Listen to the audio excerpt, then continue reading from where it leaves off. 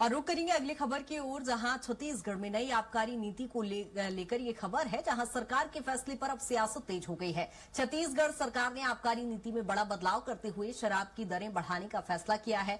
Deputy CM Arun Sao ने दर बढ़ोतरी को आवश्यकता, लागत और समय के अनुरूप बताया है। उन्होंने कहा है कि अवैध बिक्री पर कोचिया प्रथा पर सख्ती की गई है, जिससे राज्य का राजस्व भी बढ़ा है। साथ ही कांग्रेस पर शराब घोटाले के आरोप लगाते हुए सवाल उठाने का नैतिक अधिकार नहीं होने की भी उन्होंने बात कही। वहीं कांग्रेस ने नई आबकारी नीति पर सवाल खड़े करते हुए इसे शराब कारोबारियों को समर्पित बताया है। कांग्रेस का आरोप है कि महिलाओं के विरोध को दरकिनार कर नीति बनाई गई है और शराबबंदी की बजाय शराब कारोबार को बढ़ावा दिया जा रहा है। इस मुद्दे पर अब प्रदेश में राजनीतिक बयानबाजी का दौर भी शुरू हो गया है।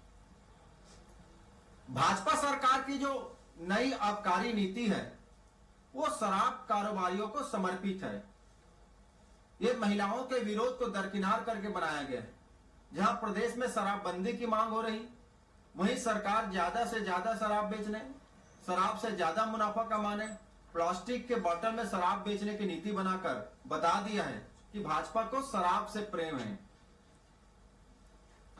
कांग्रेस पार्टी जिसने सैकड़ों करोड़ का घोटाला किया हो शराब में,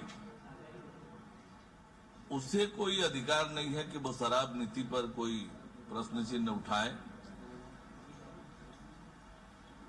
शराब की अवैध तस्करी, अवैध बिक्री ये पूरी तरह से बंद हुई है। कोचिया प्रथा पूरी तरह से बंद हुई है। शराब से राज्य का राजस्व बढ़ा है और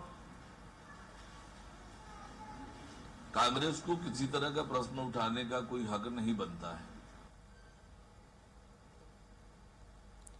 और शराब नई आबकारी नीति को लेकर सियासत भी गर्मा गई है। हमारे साथ इसी पर चर्चा के लिए खास मेहमान जुड़ गए हैं। प्रवीण साहू बीजेपी प्रवक्ता हमारे साथ जुड़ गए हैं। सर बहुत स्वागत है। सुरेंद्र वर्मा कांग्रेस प्रवक्ता हमारे साथ जुड़ गए हैं। सुरेंद्र जी, पहला सवाल आप ही से, नई आबकारी नीति में सर नए नियम लागू किए जा रहे हैं, सर आपत्ति क्या है? देखिए कृतिका जी, भाजपा की सरकार बनने के बाद पिछले 2 साल में ये 6वीं बार जो है आबकारी नीति में परिवर्तन किया गया। इस सरकार के फोकस में शिक्षा, स्वास्थ्य, रोजगार नहीं है, केवल शराब की काली कमाई है। इसीलिए इस तरह के नियम लगाए जा रहे हैं। तो आसपास के पड़ोसी राज्य हैं, महाराष्ट्र और मध्य प्रदेश से जो सबसे ज्यादा अवैध शराब की तस्करी हो रही है, महाराष्ट्र और मध्य प्रदेश में यहाँ सर अन्य राज्यों की बात कर रहे हैं, उससे पहले छत्तीसगढ़ के शराब घोटाले की ही बात कर लीजिए ना फिर आप।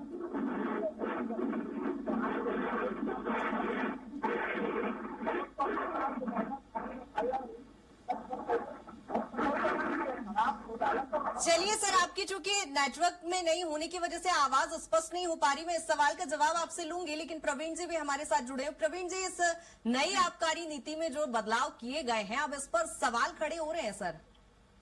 देखिए, इसमें कोई सवाल नहीं, सवाल केवल कांग्रेस वालों को हो रहा है, और क्योंकि उनके पास कोई काम नहीं है। रही बात, देखिए अगर सरल भाषा में कहें तो अर्थशास्त्र में कहा जाता है कि देखिए सारा चीज डिमांड और सप्लाई का रहता है। यदि अगर हम प्राइस को अगर देखें, प्राइस बढ़ा रहे तो कहीं ना कहीं हम चाह रहे हैं कि इसका जो डिमांड है शराब का वो कम हो। तो निश्चित रूप से सरकार चाह रही है कि भाई लोग शराब का सेवन कम करें, इसलिए दाम तो कहीं ना कहीं बढ़ाया जा रहा है। तो अच्छा कदम है।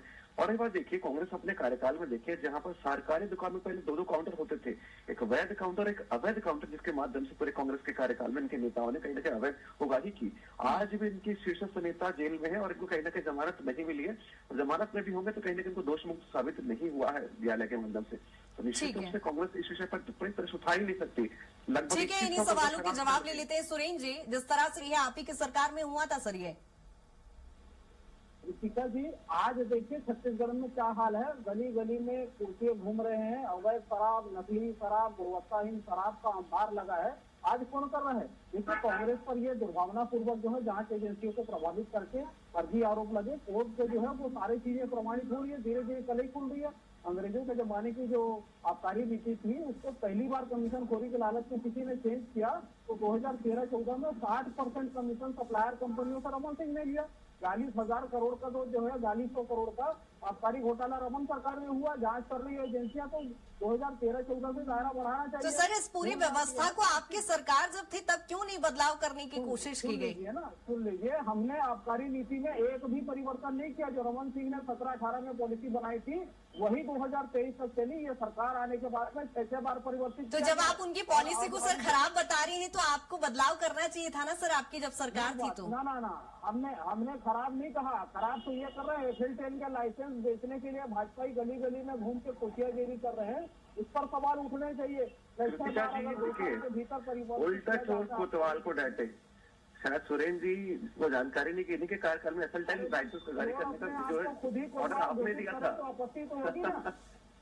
सुरेंद्र जी आपके कार्यकाल में FL10 का लाइसेंस की बाध्यता हुई थी, उसके पहले नीति में परिवर्तन आपने किया था। कितना बेचे बताइए, सरकार आने के बाद परिवर्तन किया, बताइए ना। वही तो बताया आपने परिवर्तन किया था।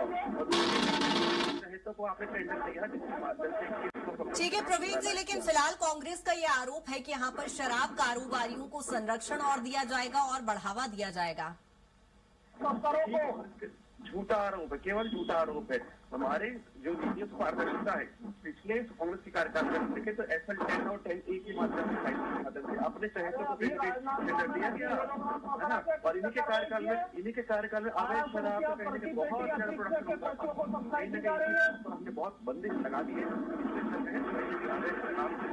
पूरा बंदिश लग दिया। ये कांग्रेस सरकार कितना अच्छा काम कर रहा है।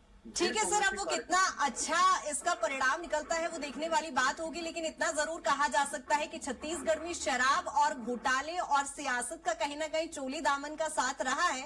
प्रवीण जी बहुत शुक्रिया तमाम चर्चा के लिए। सुरेंद्र जी आपका भी बहुत शुक्रिया तमाम चर्चा के लिए।